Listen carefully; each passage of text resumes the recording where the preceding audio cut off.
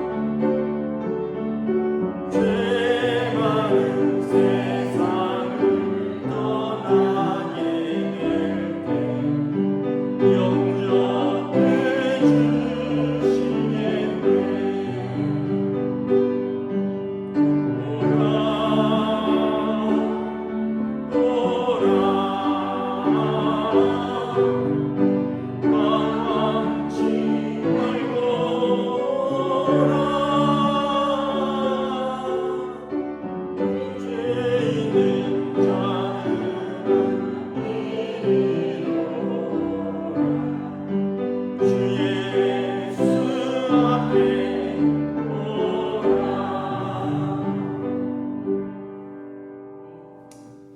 아멘. 오늘 우리 주신 하나님 말씀은 구약 성경입니다. 스가랴서 1장 1절부터 6절까지 말씀입니다. 스가랴서 1장 1절부터 6절까지 말씀입니다. 우리 말라기 전이 스가랴입니다. 구약 성경에 1310페이지입니다. 1312페이지. 구약 성경 1313페이지 스가랴서 1장 1절부터 6절까지 말씀입니다.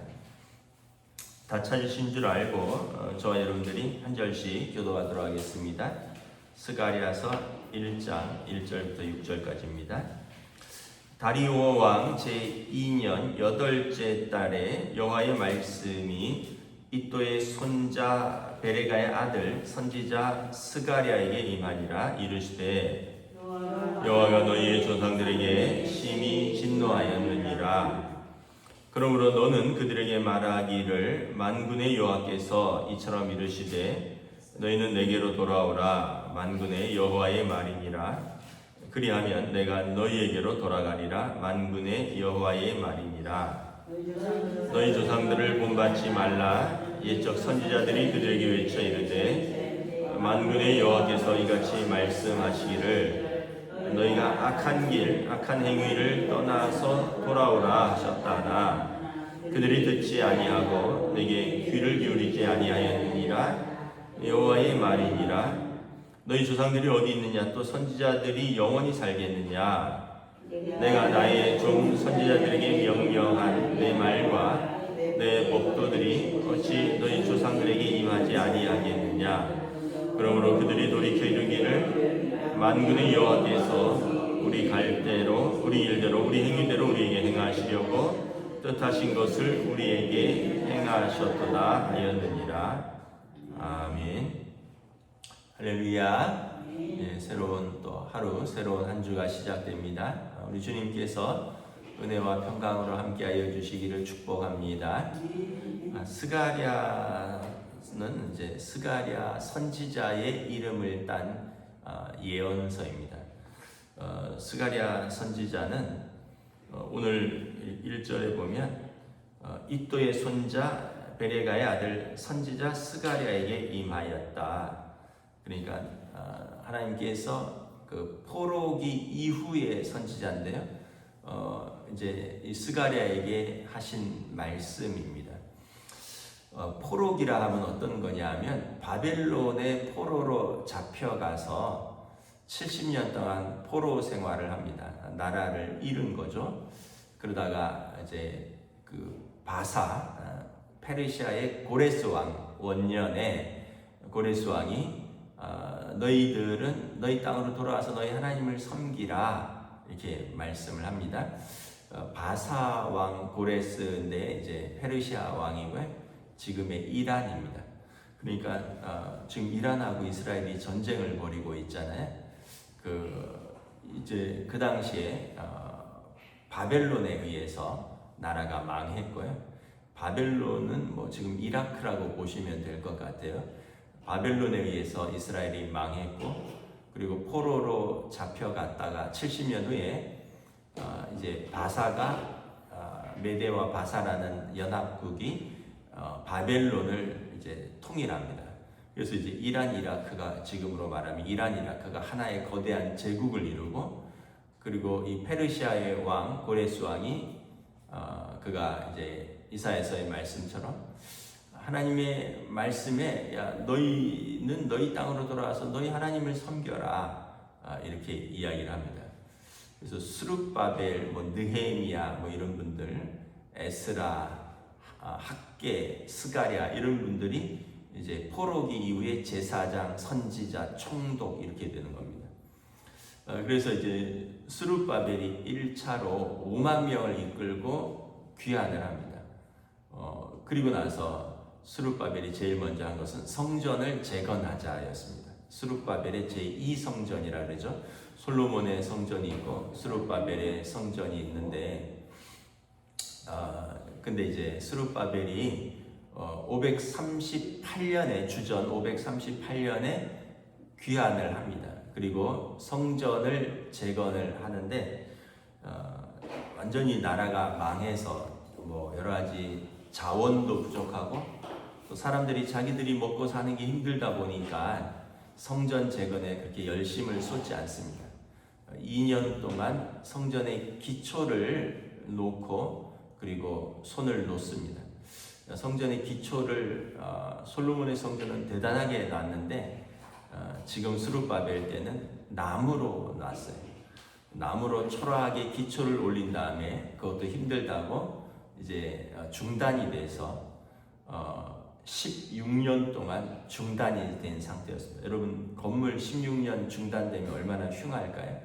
지나가다 보면 유치권 설정 이래갖고 건물이 올라가다 말고 뭐 벽에 뭐 빨간 페인트 같은 걸로 유치권 설정, 그러니까 돈이 입금이 안 돼서 공사가 중단된 거예요. 건물주가 공사 시행업자에게 돈을 안 줘서 건물을 다 지을 수는 없고, 그런데 자기들도 들어간 돈이 있으니까 여기에 이제 유치권을 설정을 하는 거예요. 그게 이제 유치권 설정인데, 그러니까 이 건물주가 쉽게 얘기하면 부도가 난 거예요.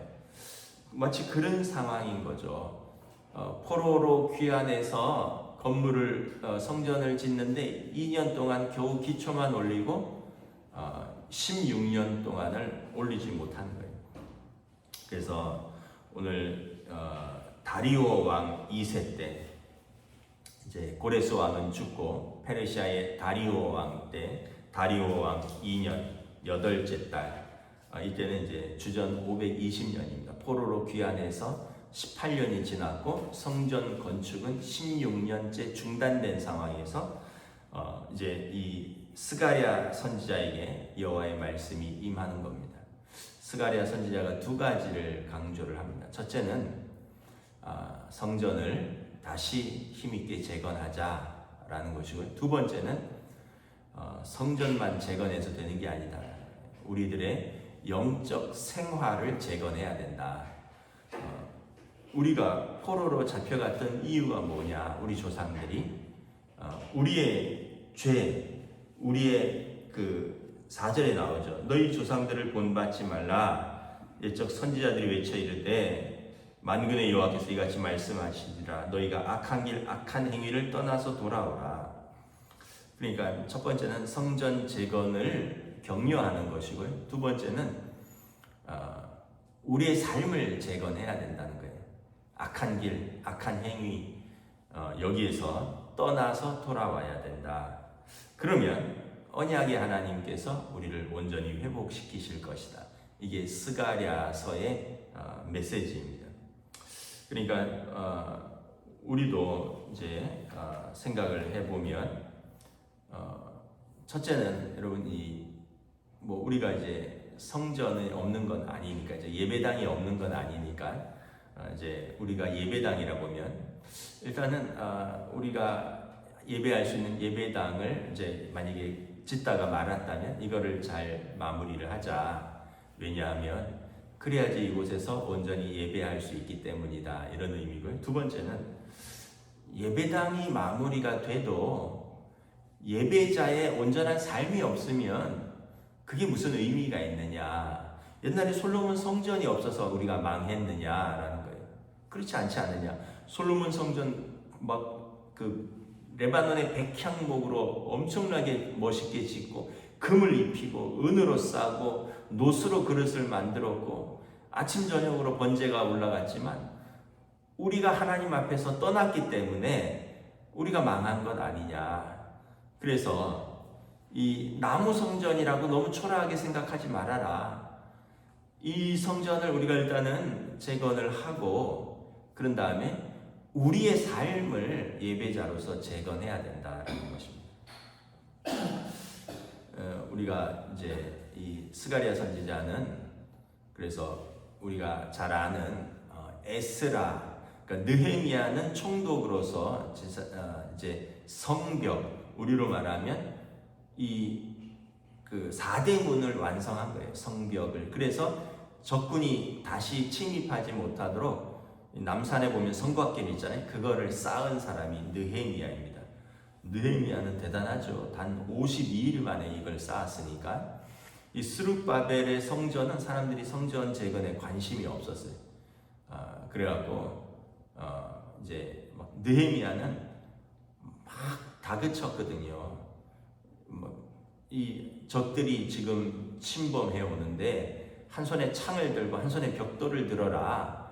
그리고 막 교대로 막 불침번 서고 이러면서 온갖 방해 공작에도 불구하고 성벽을 52일 만에 재건을 했는데, 성전은 제사장들이 여러 번 격려를 했는데도 이제 사람들이 야, 내 집도 지금 부실한데 무슨 성전을 짓느냐, 우리도 포로로 잡혀갔다 와서 내 집도 없는 판에 무슨 성전을 짓느냐 이러면서 기초만 쌓고는 방치해 놓은 상태인 거죠. 근데 이제 학계, 스가랴 이런 사람들이 와서 이제 스바냐와 함께 성전 재건을 다시 힘써서 무려 이제 16년 만에 성전이 재건되는 것입니다. 이것이 이제 스룹바벨의 제2성전입니다. 그리고 학사 에스라 이런 분들, 학계 이런 스가랴 이런 분들이 말씀으로 깨우치는 거예요. 그래서 더 중요한 것은 이 건물이라는 성전을 완공하는 것, 재건하는 것은 상징적입니다. 그러나 더 중요한 것은 우리들의 삶의 재건이라는 거예요. 온전한 예배자로서의 재건이라는 거예요. 아까도 말했듯이 솔로몬 성전이 없어서 망한 것 아니라는 거예요. 그들의 삶이 하나님을 떠났고, 그래서 악한 길, 악한 행위에서 하나님께서 그들의 행위대로 갚으셨다라는 거예요. 오늘 우리도, 여러분, 한국교회도 예배당이 없어서 손가락질 받는 것 아닙니다. 여러분 뉴스나 통계를 보시면 우리나라가 한 10년 사이에 기독교의 신뢰도가 최하위로 떨어졌습니다. 최근 10년 사이에. 뭐냐 하면 그 1위는 천주교고요, 2위는 불교입니다. 3위가 기독교예요. 근데 사실 3대 종교잖아요. 옛날에는 천주교랑 기독교가 1, 2위를 다퉜어요. 아주 높은 순위였습니다. 그리고 3위가 불교였어요. 왜냐하면 불교는 은둔 종교거든요. 산속 깊이 있고, 그리고 세상 속세랑 좀 끊어져서 거기서 이제 뭐 수행하고 이러기 때문에 사람들이 불교에 대해서는 세상적인 접촉이 많지 않아서 그래도 기독교와 천주교가 사회 봉사 활동을 많이 하고 뭐 병원도 세우고 학교도 세우고 여러 가지 복지 정책도 하고 세상을 잘 섬긴다 했는데, 지금은 기독교 꼴찌입니다. 산속에 있는 불교보다도 못해요. 이유는 뭔지 아세요? 삶이 못 따라온다는 거예요. 기독교인들을 믿을 수 없다는 거예요. 이게 여러분 통계예요. 조사예요. 조사. 그리고 우리가 정치에 너무 깊숙하게 개입하면서 너무 반대파를 많이 만들어놨어요. 한쪽에 서면 여러분 다른 쪽은 잃어버리는 거예요. 한쪽에 서서 야 저쪽 죽이자 이러면 그쪽 사람들을 완전히 마음을 접어버리는 거예요. 그러니까 여러분 교회는 하나님 나라를 세워가는 나라지 세상 나라를 세워가는 것이 아니에요. 교회는 복음으로 섬기고, 그리고 죄인들을 하나님께로 인도하여 구원 얻게 하는 이것이 교회의 사명인데, 무슨 정치색을 선명하게 해서 반대자들과 대립각을 세우고 죄인들을 손가락질하고 죄인들을 죽여라, 이게 교회가 아닌 거예요. 그런데 교회가 그 일을 지난 10년간 했단 말이에요. 그래서 일단은 여러분 생각해 보세요. 반대파는 다 싫은 거예요. 교회 하면 아유 지겹다고. 반대파들 정치적으로 너무 우경화되고 극우 성향을 띠고 있고, 그리고 자기들을 싫어하니까 그럼 우리도 너네 싫다. 그 다음에 생활적인 면에서 그럼 그렇다고 그리스도인의 거룩하고 경건한 말과 행실과 섬김과 관계가 있느냐라는 거예요. 안 그렇다는 거예요. 그 사람들 볼 때, 야, 니네도 우리처럼 돈 좋아하기는 똑같네. 니네도 우리처럼 이기적이기는 똑같네. 너네랑 우리랑 무슨 차이가 있는데, 그럴 거면 굳이 교회 왜 가야 돼? 그래서 심지어는 어떤 사람들은, 야, 니네 가는 천국에 우리는 안 가고 싶어. 이렇게 얘기도 하고요. 또 어떤 사람들은, 난 하나님은 좋은 분인 줄 알고 믿는데, 예수님은 좋은 분인 줄 알고 내가 믿고 싶은데, 야, 니네 다니는 교회는 별로 안 믿고 싶어. 이러는 사람들이 많아요. 우리가 잘못한 거죠. 그 사람들을 탓할 게 아니에요. 우리가 잘못한 것입니다. 그걸 어떻게 해야 돼요? 3절에 내게로 돌아오라 만군의 여호와의 말이니라. 그리하면 내가 너희에게로 돌아오리라. 우리가 하나님께로 올바로 돌아가야 돼. 그러면 하나님께서 우리에게로 돌아오실 것입니다. 여러분, 분별력이 있어야 돼요. 우리가 세상에서 손가락질 받고 세상에서 신뢰도가 기독교가 3위 이제 거의 2단 직전으로 가 있는 것은 우리가 하나님께로 돌아오지 못했기 때문에 그래요. 고린도전서에 보면 너희 몸은 성령이 거하시는 성전인 줄 알지 못하느냐. 너희 몸으로 하나님께 영광을 돌리라. 우리의 삶으로 하나님께 영광을 돌리라는 거예요. 결국은 여러분 십자가의 길입니다. 십자가의 길. 자기를 부인하고 자기 십자가를 지는 거지. 십자가의 길은 뭐예요? 하나님의 말씀한 묵묵히 순종이죠. 예수님께서 하늘 보좌를 버리시고 종의 모습으로 땅에 오셔서 죽기까지 순종하셨습니다. 모든 인류를 구하시려는 예수님의 묵묵한 순종. 우리에게 하나님의 말씀에 대한 묵묵한 순종이 있느냐. 그 다음에 예수님께서 뭐라 그랬어요? 야, 내가 너희를 사랑한 같이 너희도 서로 사랑해라. 성도 간에만 사랑하는 게 아니라 세상을 향하여 사랑의 손길을 펴는 거죠. 사랑의 말을 하고 사랑의 섬김을 하고. 그러려면 여러분 세상과 싸워서 이기려고 하면 안 돼요. 져줘야 돼요. 여러분 여러분 뭐 가족이든 이웃이든 그 사람하고 싸우면 여러분 그 사람이 전하는 복음을 믿고 싶겠어요? 좀 져줘야 돼요. 부득부득 바득바득 이기려고 하면 여러분 나는 기분 좋을지 몰라도 그 사람의 영혼은 잃어버린다. 그래서 결국은 다시 십자가의 길로 오늘 말씀에 너희는 내게로 돌아오라 만군의 여호와의 말이니라. 그리하면 내가 너희에게로 돌아가리라. 그래서 우리가 두 가지를 기억해야 되죠. 첫째는 언약의 하나님께서 우리에게 돌아오라고 요청하신다. 우리가 이걸 귓등으로 들으면 안 돼요. 하나님께서 돌아오라고 말씀하신다. 이 얘기는 그 악한 길, 악한 행위, 악한 생각에서 떠나서 하나님께로 돌아오라는 것입니다. 그리고 그것은 우리의 삶의 예배라는 거죠.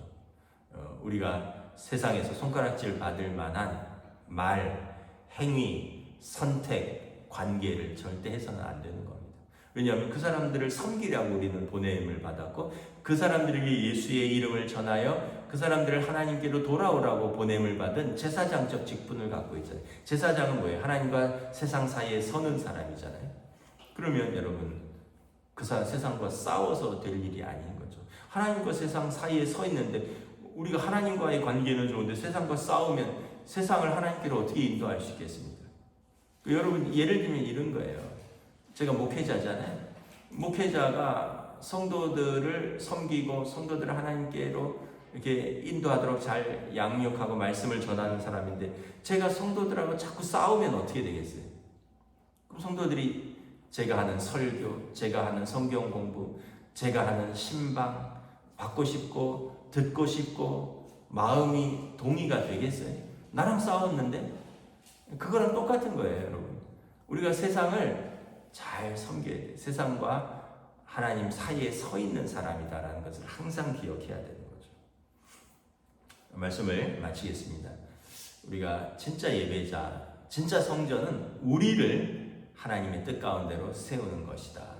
온전히 하나님의 말씀에 순종하는 길이고 세상에는 사랑으로 섬기는 길이다.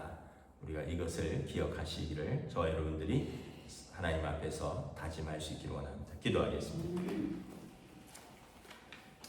하나님의 은혜를 감사합니다. 오늘 스가랴에게 주신 말씀, 너희는 내게로 돌아오라 만군의 여호와의 말이니라. 너희가 그 악한 길, 악한 행위에서 떠나서 내게로 돌아오면 내가 너희에게로 돌아가리라. 참으로 스가랴 선지자가 포로에서 돌아왔지만 여전히 옛 습관, 옛 생활에 젖어 있는 그들, 하나님의 성전의 재건에는 이제 관심이 없고 여전히 그들의 조상처럼 하나님 앞에서 믿음으로 서지 못하는 그들에게 스가랴 선지자가 언약의 하나님께서 우리를 부르신다라고 선포합니다. 우리가 하나님께로 돌아가면 하나님은 그 언약대로 다시 우리에게로 돌아오실 것이라 말씀하십니다. 오늘 우리들의 삶의 자리에서 우리들의 믿음, 우리들의 신앙생활, 또 우리 한국 교회가 한국 사회 속에서 어떤 자세로 서야 할 것인가, 우리가 다시 말씀 앞에 되돌아보는 귀한 시간, 그리고 말씀 앞에 깨우치면 우리가 말씀에 순종할 수 있는 믿음을 더하여 주시옵소서. 감사를 드리오며 우리 주 예수 그리스도 이름으로 기도드리옵나이다. 아멘. 하늘에 계신 우리 아버지의 이름을 거룩하게 하시며 아버지의 나라가 오게 하시며 아버지의 뜻이 하늘에서와 같이 땅에서도 이루어지게 하소서. 오늘 우리에게 일용할 양식을 주시고 우리가 우리에게 잘못한 사람을 용서하여 준 것 같이 우리 죄를 용서하여 주시고 우리를 시험에 빠지지 않게 하시고 악에서 구하소서. 나라와 권능과 영광이 영원히 아버지의 것입니다. 아멘.